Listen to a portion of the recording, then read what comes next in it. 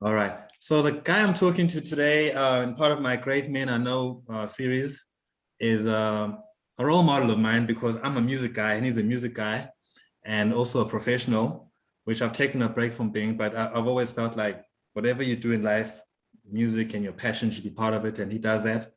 I met him at a concert I used to know, actually concert that inspired what I do, because my shows are like 1 hour, 2 hours. And there was a thing called folk nights at a club called Red Door, where they would do on Tuesday nights 2 hours of just folk music, very relaxed and very easy, and really great music there. So that's where I discovered this music. It was folky music, folk nights, so it was folky kind of rock music. But I met Ilan, and he's just a humble guy. He read some of my work in the newspaper. So that's who I'm talking to today. So just tell him who you are, sir, and I tell him, big brother, and tell him how I know you. Start there. So yeah, so I am a legal person by profession. I'm a father and a husband, and I've got 2 beautiful daughters. They're already 30 and 27 respectively. So they're nice and big and grown up. What happened to aging, bro? You look like you're 50. Yeah, but the nice thing about COVID is that they both lived here with us for a while, respectively, because they couldn't travel anywhere and they found themselves back at home. And so it was a wonderful opportunity to, one of those little, everyone thinks COVID's been so terrible, but some of the serendipity of it all is that, you get your children to sometimes live with you and rediscover these new relationships. Yes, that's really true. I've also felt a lot of it. Yeah. So that's the first side of me. The other side is that I've spent a lot of my life as a human rights lawyer, working in Pietermaritzburg. I came to Pietermaritzburg in 1979 as a student. And at that stage, had been working part-time in Durban and wasn't happy with that. So I came to try and finish my degree full-time. And I used to play music as one way of just earning a bit of extra pocket money and making sure I got 1 square meal and a free beer every Sunday night. So we used to play at the Polo Tavern in those days. Okay, wow. And that folk music club that you spoke about that used to meet at the Green Door got its start in 1980. Okay. Through a whole lot of us who were either connected to the university because we were students, or we knew people there, and we used to sometimes have a folk. In fact, we started a university folk music club first, and that club used to meet at the Students' Union. That's exciting. And then we moved that club off the university and then formed what was known as FACMA, the Folk and Contemporary Music Association of Pietermaritzburg. Okay. And by then it was probably 1981, 82, thereabouts. People like Brian Bedingfield of the Hairy-Legged Lentil Eaters, Highton, Jimmy Freeborn, the well-known guitar and musician teacher, and also a wonderful musician and performer. So yeah, we all used to gather at the Polo Tavern on a Sunday night. Now, that was where the folk club first started.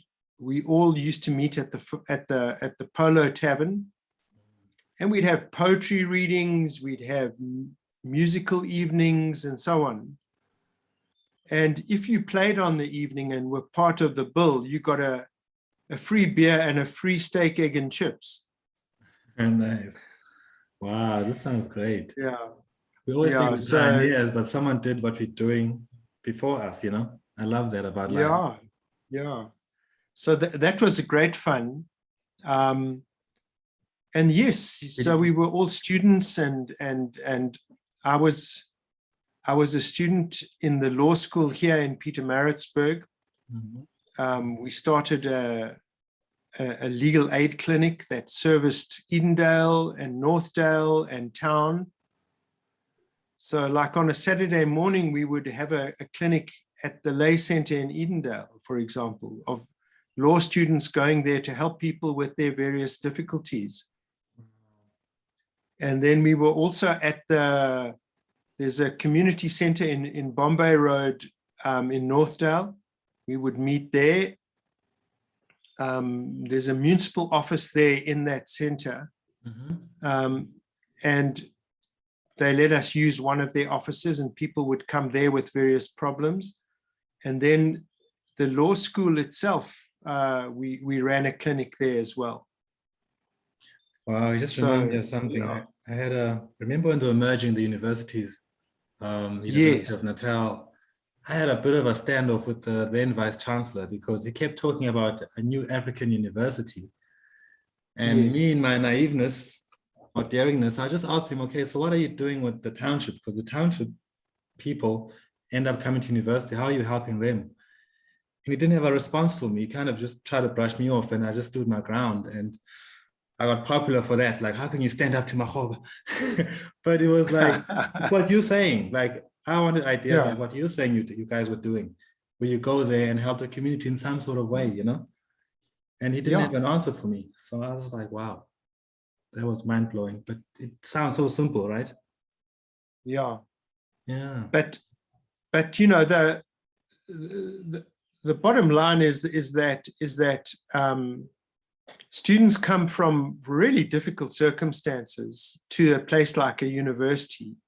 And they've also had quite often a second-rate education, which doesn't always prepare them for university. Yes, exactly.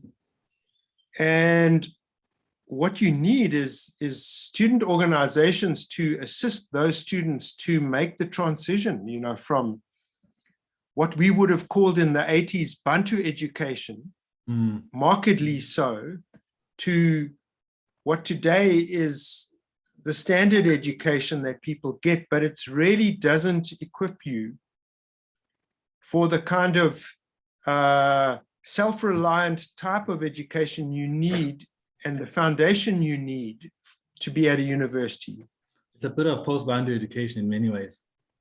Yeah. Because and so you can talk, you know, we can talk about decolonization and fees must fall and all of this kind of thing, which at the end of the day is about, it's about looking at how we can achieve equity in education. And I'm always reminded about Bob Marley's famous phrase from Redemption Song, you know, none but ourselves can free our minds. Oh yes, that's your quote on a lot of things. I love that. Yeah, and we can, you know, we can blame the system, but actually, unless we look in the mirror and we start with ourselves, we can get stuck in all sorts of negativity that I honestly don't believe is helpful. Yeah, I agree. I mean, with my gender work, I've also got some other stuff I want to do with the violence of the youth, you know, but for now it's gender work. I try and almost expose myself, because I do introspect and people are afraid to do that. So I do it for them. Yeah. And I say, well, my relationships go like this and like that, and I'm wrong here and they're wrong here, and still no violence, still no, you know, that's the punchline. Still no violence, still no GDV. Exactly. Whatever she did, whatever I did, whatever I was doing, you know. So it's about looking at yourself, and also the bravery, the courage to do that in private or public, because now when you do it in public, I think it becomes activism, since it's so taboo to look in the mirror and say, what's my part in this? What's my role in this? You know? No, absolutely. You know, we all human beings at the end of the day, and nobody's perfect. And I've always found that if you're willing to talk to people and just put aside the labels. Yeah. You know, just have an open, frank conversation. And it goes back to my student days. You know, when I was a student at UKZN, Black students could only come to the university with a permit from the minister. Wow. It was technically a whites-only university. Mm. And some of those students, and by Black I mean Indian, colored, and African, okay, in that sense. Yes. All of them could only come to the university with a permit.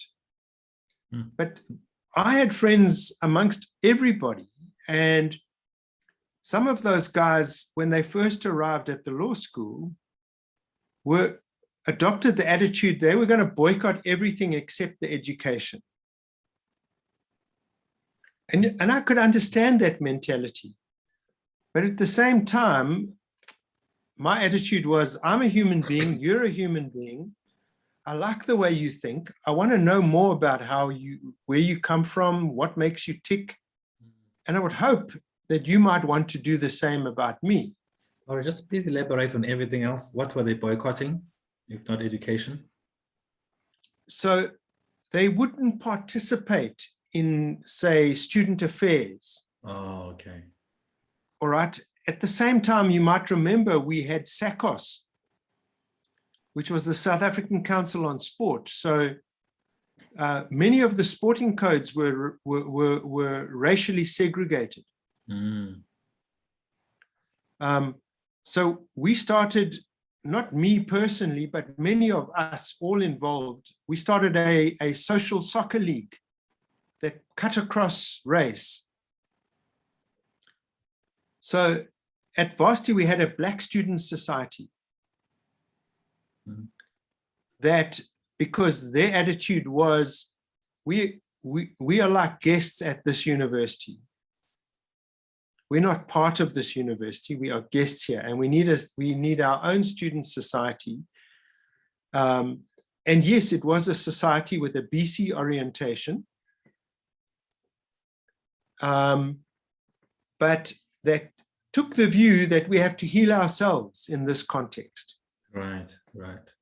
So it was taking a lot of what Steve Biko wrote about and some of that mind approach to say, yeah, I saw him there behind you. And saying, you know, we have to heal ourselves. Charity starts at home. Yes, yes. And it's not just charity, it's about how do you build consciousness? And just self-acceptance, you know, not diminishing who you are, but it's not anti anything. Yes. It's I'm a complete man. I'm me. I'm human as the next guy. Not better, not worse. I'm just, you know. Exactly. I don't have to put anyone else down to feel better about myself. Mm-hmm, mm-hmm. Because what invariably happens when you enter into this conflictual scenario is we build ourselves up by often putting other people down. Yes, tempting. And that's counterproductive. And because it is a negative approach, it brings with it all that negativity. Mm. So to make yourself feel better, you don't have to put anyone else down. Yeah. And we, and I speak for myself, we make that mistake time and time again, where if you're in a situation where you're fighting for a right, say, and as a lawyer, I often have to represent people, and we end up personalizing things that don't need to be personal. Mm.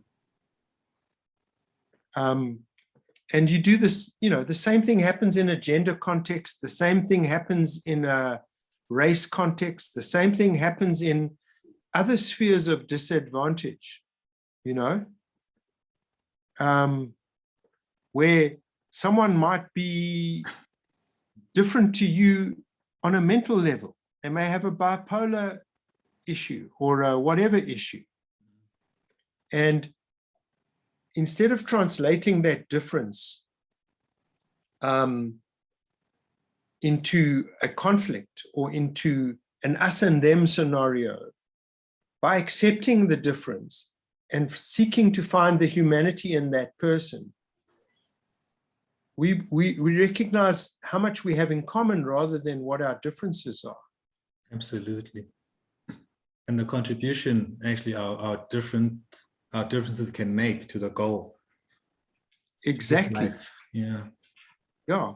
So, you know, quite often you deal with bipolar people and they can be incredibly irritating and frustrating because certainly if they're not on their meds, they don't listen, they don't want to know, they're going on raves about issues, and it can be incredibly frustrating. But sometimes the insights that they have in those moments are incredibly enriching because they're seeing the world differently from how you think and how you might perceive things. Oh, I'm never sure I'm the same. So I'm very humble in that context. No, but you know, so we all think we are normal and someone else isn't. Yeah. Hey? Man, listen. So with this book here, Women Love 365, right? It's more so about all kinds of relationships between men and women. And it's love being given to them and love received from them. Because my challenge in life is, I feel like women have attacked me. I think I'm the ultimate gentleman and I should be loved, and I haven't been loved. So I'm interrogating what the issues are. But also, of course, GDV, I'm speaking life, I'm speaking love, Women Love 365, hashtag Women Love. Instead of saying stop GDV, I'm looking at every angle of it. So I just want to ask, I've been talking with quite a few women, great women I know, and then I'm doing great men I know.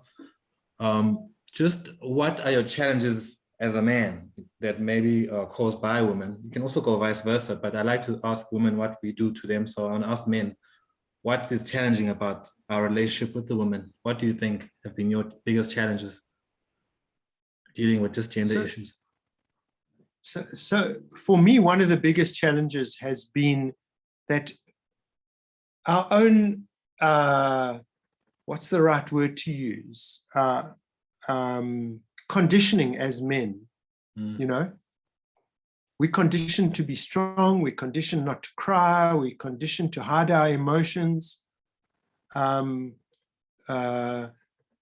conditioned to be in control. And that's all part in a way of, you know, as a father, you want to be in control of your family, but actually you don't need to be. But those conditionings that we've grown up thinking and believing and that have been taught to us, either overtly or through experience or through the way in which, say, our parents have channeled us or not channeled us. So, you know, your seminal relationships as a child are with your parents. Yes. And you learn all of that behavior from parents or people who are in a parental position over you.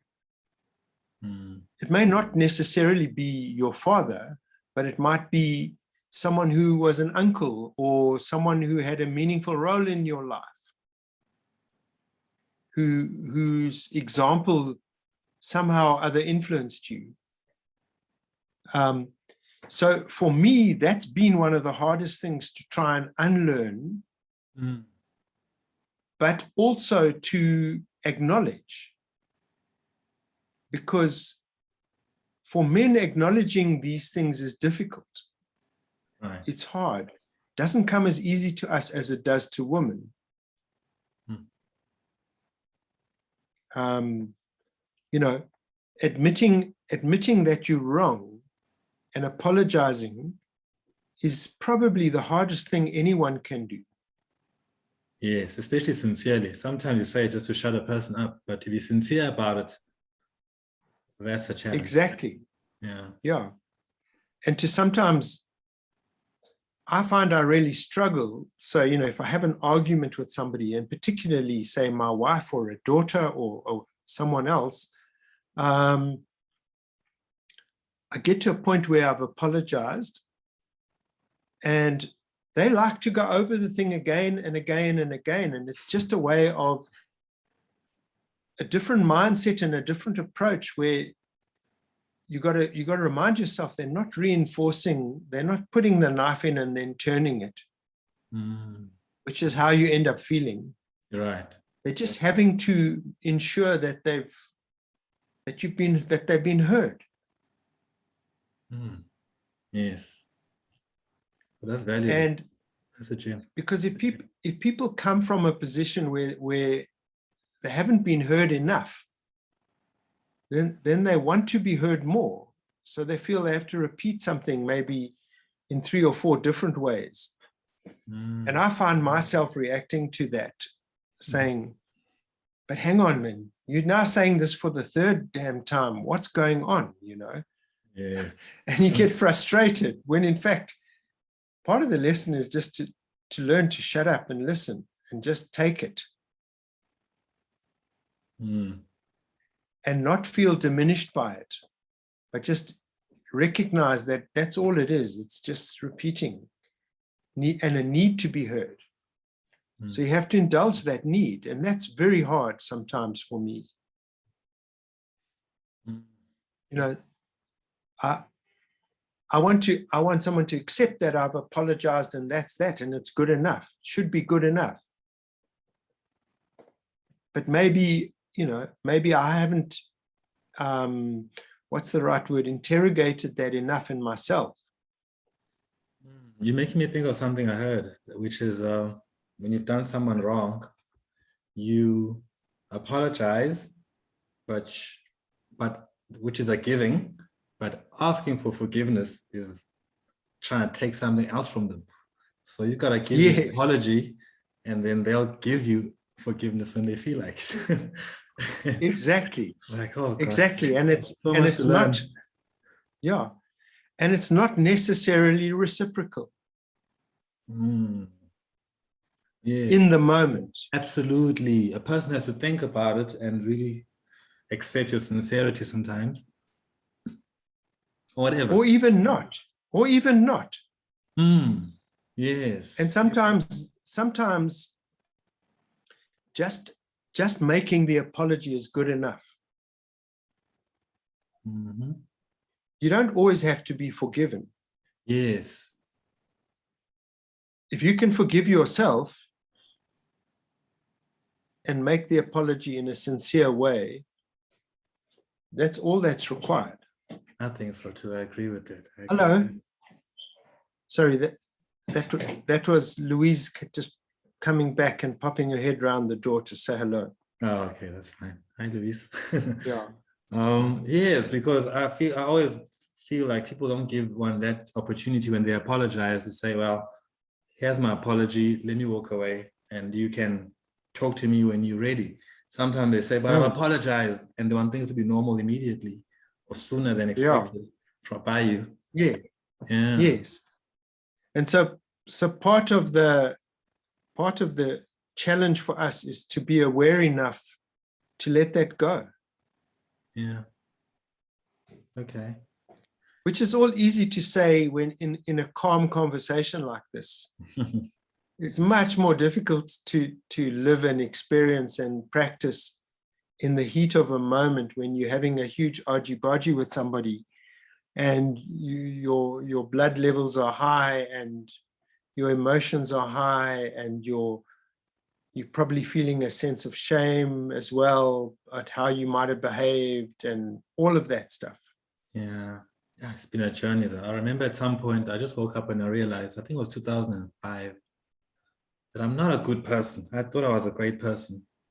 I was a bit of a player, but I didn't think I was a bad person, But one day it just hit me, like after a breakup, like she said, you lash out, you this, you that, okay. So I sat down with myself and I realized, okay, so I started working on it. And over the the following 5 years plus, I've done a lot of apologizing to people like, when I was 22, this happened. to my friends, my guy friends, even like, guy, I was a bit rough those days. I was a bit much to deal with, sorry. So, feeling like I've done the work made me feel like I think people need to do the work on themselves. Just look at how you deal with people. And that has made me actually get used to apologizing, like over years and years and years and years. But I know that a lot of people are just not.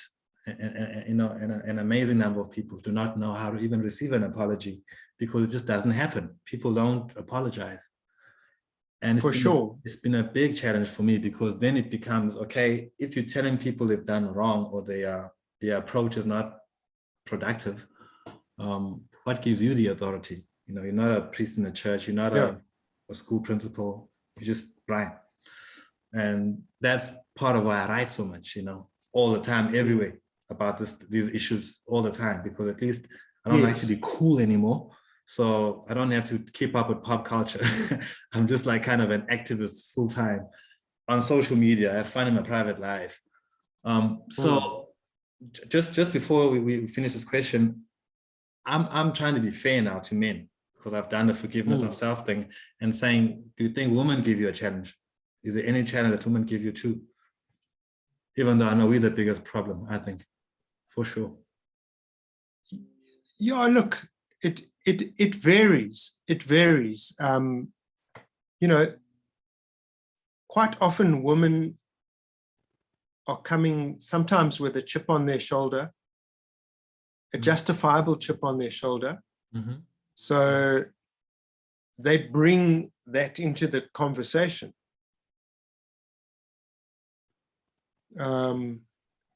But I find that you get two kinds of people and it cuts across men and women.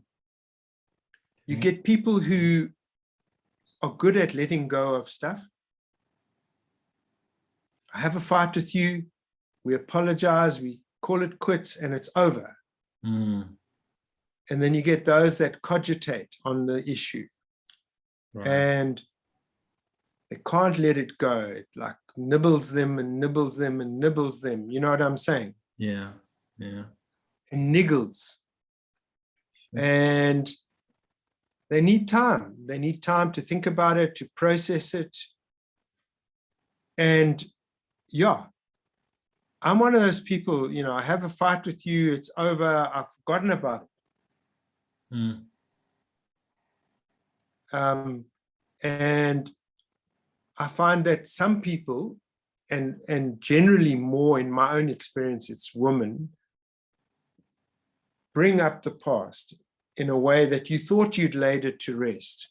And it's often thrown back in your face. But, 20 years ago, this happened. With all the emotions still there. Yes, it's like it's as alive and real as if it happened 20 years ago for them in an instant. And you're going, but hang on, we've been through this. We've had this conversation. I thought we were going to let it go. That's true. That's familiar. And for some people, and predominantly more women than men, it seems in my humble experience, and I could be wrong, but that's my feeling. That's one of the things that comes back and bites you on a regular basis. So, in various relationships, I know less men who do that than I know women who do that in my own life. When you say it comes back to bite you, just what do you mean? So when you then have a discussion or an argument subsequently, that past gets brought back up again, and you thought you had disposed of it or dealt with it or put it to bed. But in fact, like the old ghost in the machine, it comes back out again. And there are probably two things that's telling you. That one, it hasn't been dealt with sufficiently, and you probably need to go and do more work on it, on yourself and on the issue. Otherwise, why would it keep coming up? Yeah. So that, for me, that's often a signal that you do need to go and do more work. Yeah, makes sense. But yeah, as me, Ilan, I often struggle to do that extra work. I find it hard. I'd rather do something more productive. But at the end of the day, if that relationship's important to you, then you have to go and do the work. Yeah, you do. So yeah. All right. And then I hope that's answered the question. Yeah, it has, definitely. Tell me now, so what do you think, I often ask the woman, what do you think men can do better? What do you think, because it's harder for men to ask the men that, but for both sides, what do you think we can do better?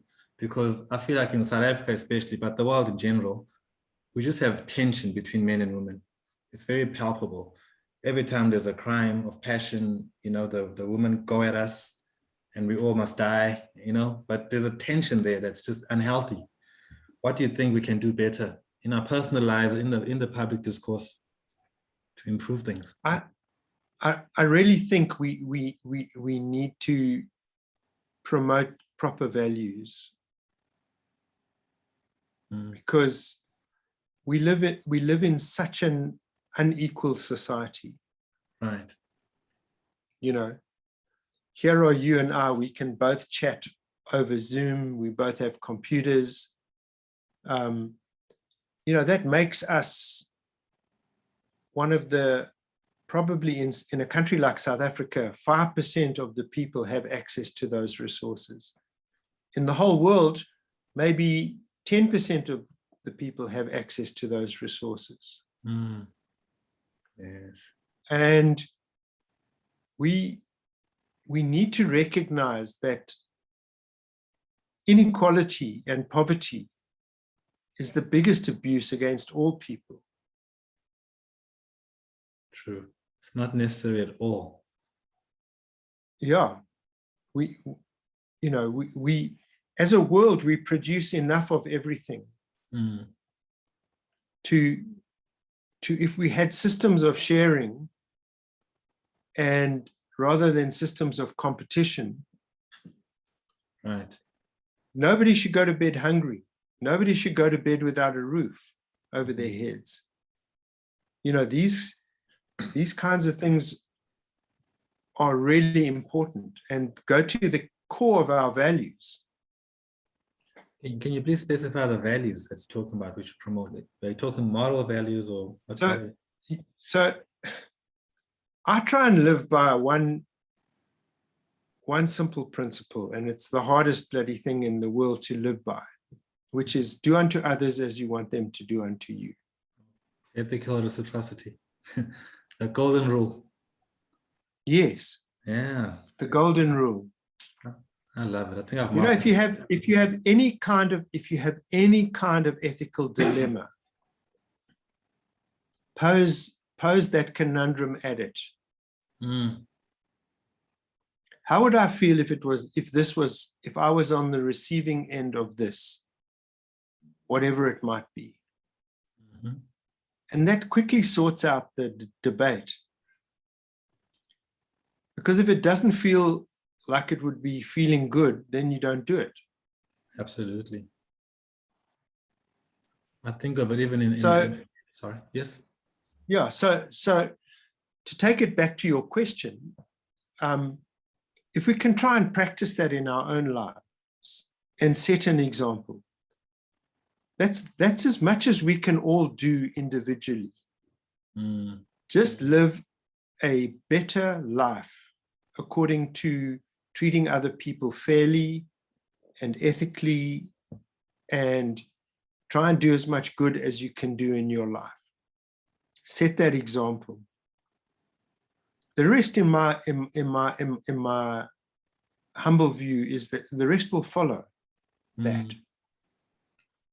Yeah, I love that. I often say I live by the Jesus rules. I'm not necessarily a Christian anymore. I'm a Jesus Christian. Like Immanuel Kant, he has a similar thing.